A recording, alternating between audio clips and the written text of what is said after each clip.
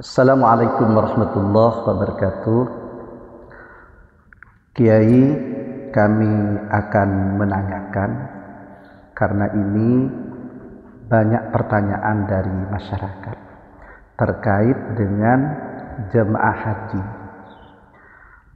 khususnya mereka yang sudah berangkat ke Mekah, namun mereka ternyata ada yang tidak bisa masuk ke Mekah dan juga ada yang dipulangkan. Nah, padahal mereka sudah niat untuk melaksanakan ibadah haji. Bagaimana status mereka? Apakah mereka harus melaksanakan haji lagi atau mereka perlu dihajikan oleh keluarganya? Ya. Assalamualaikum warahmatullahi wabarakatuh. Suatu hal yang sudah kita maklumi bersama bahwa haji sebagai rukun Islam yang kelima ini hanya wajib dilaksanakan oleh kaum muslimin yang memiliki istita'ah atau kemampuan. Apa sesungguhnya yang dimaksud istita'ah itu? Istita'ah itu artinya kemampuan seseorang untuk menyampaikan dirinya ke tanah haram Mekah. Sudah barang tentu yang sangat diperlukan adalah alat transportasi dan biaya hidup mulai dari berangkat pada saat ada di sana dan ongkos untuk pulang. Dan sudah barang tentu kendaraan yang dimaksud adalah kendaraan yang lazim digunakan orang. Kalau Indonesia sudah barang tentu kendaraannya adalah pesawat, bukan jalan kaki, bukan naik sepeda engkol, bukan naik sepeda motor, dan bukan naik kuda.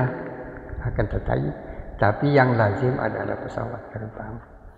Akan tetapi kalau mereka ada yang memaksakan diri untuk berangkat ke sana dengan jalan kaki, dengan sepeda motor, dengan naik kuda, dan pada akhirnya nyampe juga mereka di tanah haram Mekah, ya kalau sudah ada di sana mereka berarti sudah memiliki istita'ah kan?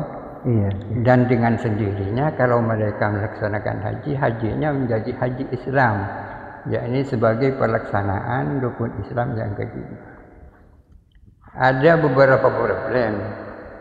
Ada orang yang sudah nyampai antrian dan sudah siap berangkat, akan tetapi sebelum berangkat mereka meninggal. Pertanyaannya, apakah mereka itu punya hutang haji? Jawabannya adalah tidak. Demikian pula jamaah haji yang sudah sampai di Saudi Arabia, katakanlah sudah nyampe di Madinah atau nyampe di dekat-dekat tanah haram Mekah, akan tetapi mereka tidak bisa masuk Mekah atau bahkan mereka tidak bisa melaksanakan wukuf di Arafah. Pertanyaan kembali, apakah mereka punya hutang haji? Jawabannya tidak punya hutang juga, karena dianggap mereka tidak memiliki istita'ah. Kalau sudah tidak memiliki istita'ah, sudah barang tentu mereka tidak punya hutang haji. Konsekuensinya tidak perlu dibadal hajikan. Tapi ada sebagian orang sudah ihram dan sudah wukuf di Arafah. Sebelum melaksanakan ibadah haji yang sesungguhnya mereka meninggal. Pertanyaannya juga, apakah mereka punya hutang haji yang harus dibadal hajikan? Saya jawab tidak juga. Tapi yang menjadi persoalan adalah ketika waktu pelaksanaan haji sudah sampai waktunya, akan tetapi mereka tidak segera melaksanakan amalia-amalia haji itu tanpa uzur. Mereka lah yang dianggap memiliki hutang haji. Contohnya seperti ini.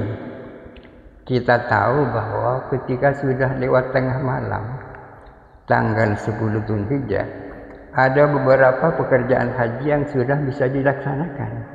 Apa itu? Yang pertama adalah melontar jamrah aqabah, yang kedua adalah bercukur, yang ketiga adalah tawaf ifadah bersama sa'inya. Kalau setelah masuk waktunya ini mereka tidak segera melaksanakan itu semua, padahal mereka tidak punya udzur, mereka lah yang punya hutang haji sehingga harus dibadal hajikan. Sekali lagi, kapan beberapa amaliyah haji yang saya sebutkan itu sudah masuk waktunya, yaitu apabila sudah lewat tengah malam tanggal 10 Dzulhijjah.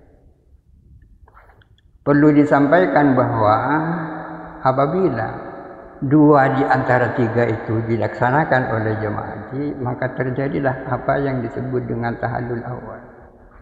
Dan apabila ketiga-tiganya seluruhnya sudah dilakukan, terjadilah yang namanya tahallul tsani.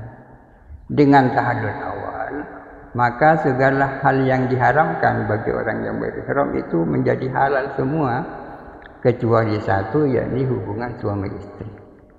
Dan apabila ketiga-tiganya dilaksanakan semua, maka seluruh larangan ihram boleh dilakukan, termasuk hubungan suami istri.